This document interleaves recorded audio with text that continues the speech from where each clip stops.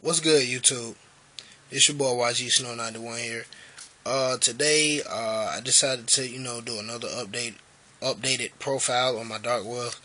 Like I said in all my previous videos, I will be, doing a bunch of updates and, counting down to, the Norcross Regional, which is Sunday, and also leading up to the YCS Atlanta. I'm not actually sure if I'll be playing this deck at YCS Atlanta because I know Legacy of Valiant will be the Valiant will be legal, and I already picked up almost the whole Gravekeeper deck, so I'll just be wanting the Gravekeeper stuff that comes out of that set and probably play Gravekeepers. But until then, what I know I'm going to be playing at the regional is going to be Dark Worlds, and the reason why I decided to go with Dark Worlds because I feel like one, it doesn't get a chance to be played by a bunch of players, and I know they said like this deck is like it's a one card sided deck, like your opponent is able to side one card and be able to shut your entire deck down, which who cares? I mean, it really doesn't matter to me. But anywho, that's besides the point. This is the deck that I feel like I'm going to be most comfortable with. I know I said in my other videos also that those decks will be like my main choice, or main can't get the word out, but whatever. Just my main option of that version. I am surely going to run at the regional, but with with the testing that I've been doing with this deck, I just decided that I think this one is able to, explode more, and it's more consistent, and also it's just more fun. So let's get right into the profile. So of course you have the three obligatory Lord Graphas. Grapha is almost one of the best boss monsters to ever, come into the game of Yu-Gi-Oh! Just because of the way he's able to be summoned by just sending back one of your other Dark World resources. Really basically the deck is Grapha World, because mainly your main objective is to get Grapha on board and just beat your opponent to death, and the rest of the Dark Worlds are used for resources to make sure you can get that to happen. So yeah, of course you have to run 3 Graph. Next off, you have the Searcher and Rhoda, all built into one Snow of the Dark World. She's just absolutely amazing because she just gives the deck so much speed and consistency if you're able to get her off and keep the deck flowing. She's just absolutely amazing. Uh, Next you have 3 Brow. Brow is your pseudo pot of greed. If Gates is on board, just because by banishing one fiend, you're able to draw 2 cards. That is just absolutely amazing. And how the format is now, you're going to have to be able to keep up. So, yeah, he's absolutely amazing. And speed and consistency is just great with him. 2 Beige. I decided to go 2 Beige just because I still love rank 4s, and with Beige and another tech that I'm running in here, Beige is absolutely amazing, and he combos well. He combos well off with Transfer Stream for instant rank 4, so why not run 2 Beige? And last off for the Dark Wars, we got 1 Silver. Silver is always, I feel like this is the best out of gold, between gold and silver, just because of its effect if it's discarded by your opponent's card effect, and also because I just like silver. So, and it's also able to be special summon a bigger beat stick of Beige, and it is a a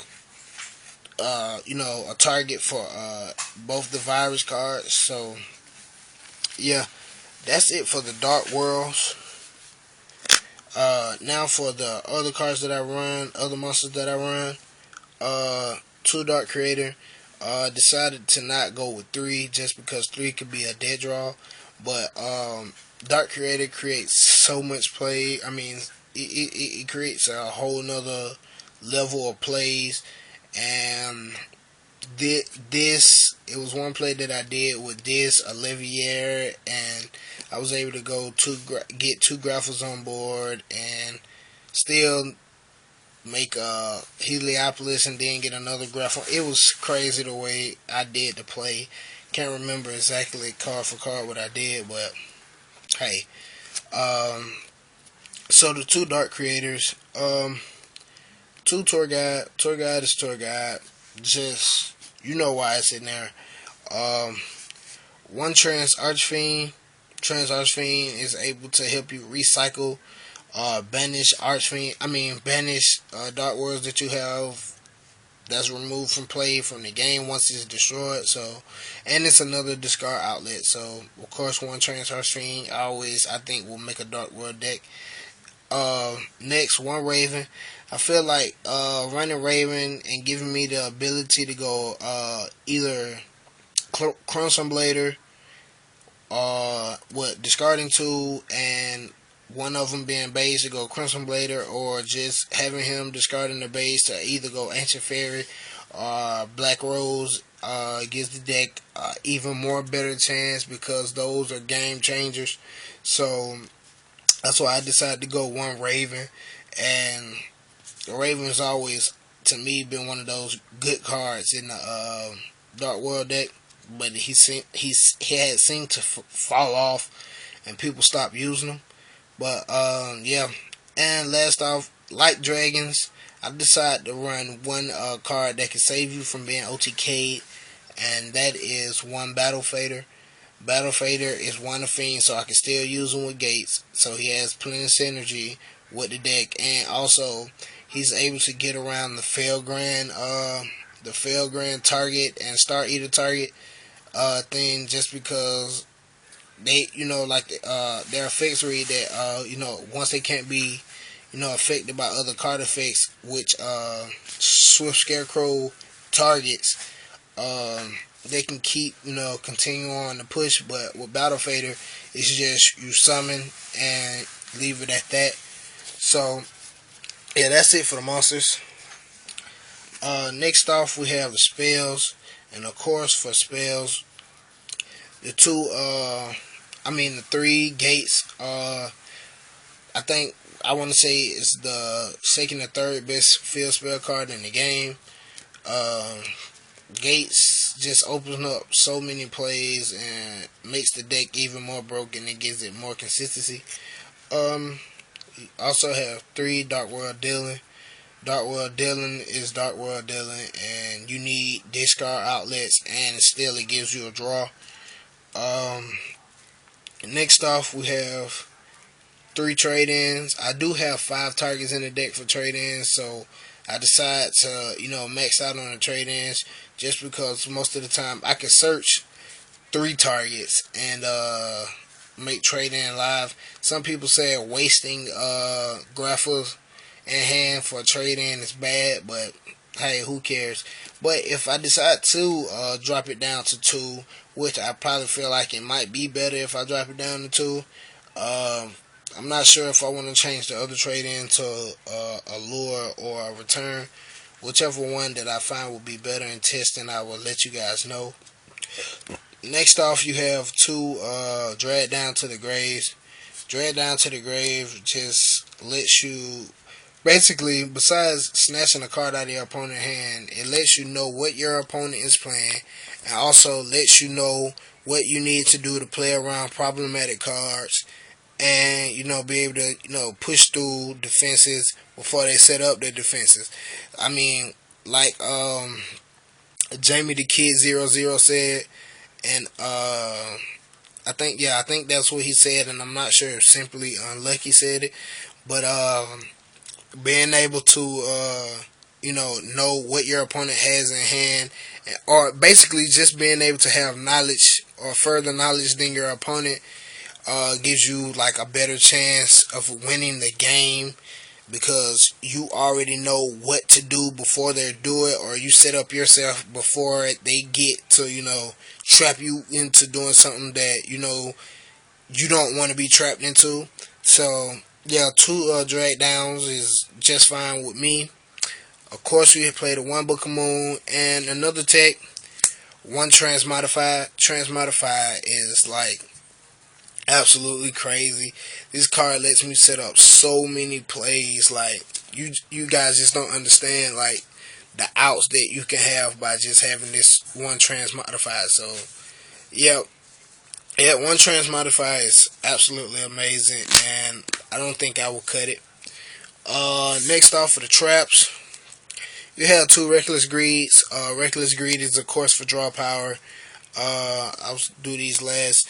Of course, you have the 1/6 cent. 6 cent is busted, and to me, I feel like it's still good, even though you don't want to mill your trap. Since I play a low, to me, this is a low trap count compared to other decks that I played. But I think it's still 11 traps, so that's probably not low.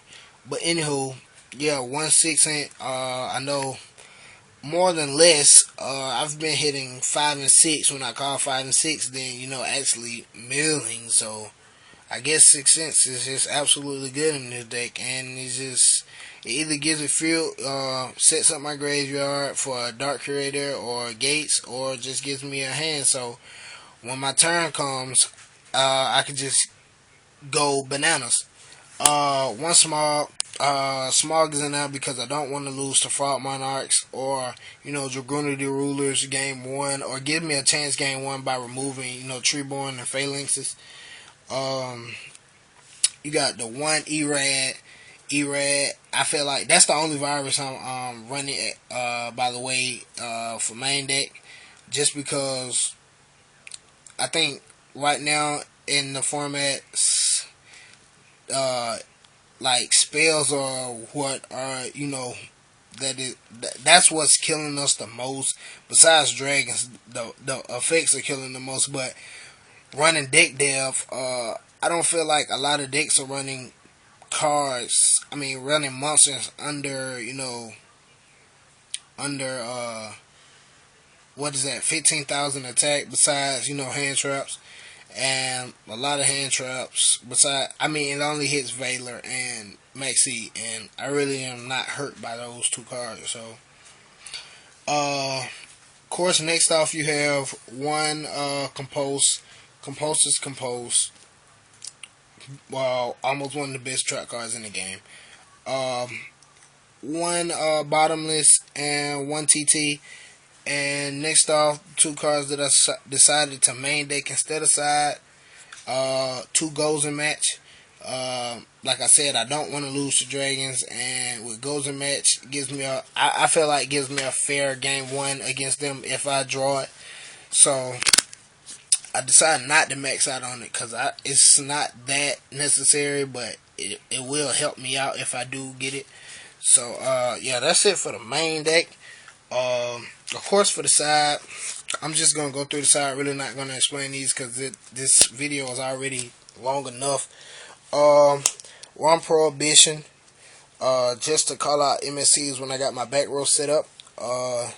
Two Vanities. I mean no, two what is it? XYZ Encore.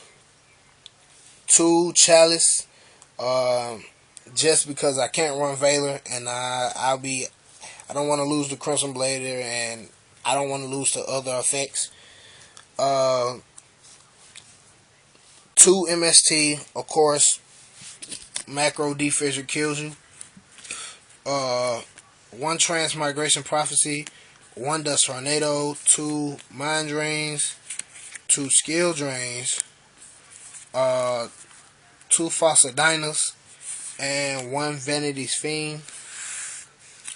And to fly through the side, I mean extra, one Fortune Tune, one Zermaines, one Levier, one Cowboy, one Maestroke, one Direwolf, one Key Beetle, one Felgrand, one Tachyon, one Sun Dragon, One Colossal, Crimson Blader, Ancient Fairy, Black Rose, and I don't know what I'm gonna have the third level 8 be, but it's between Radiance and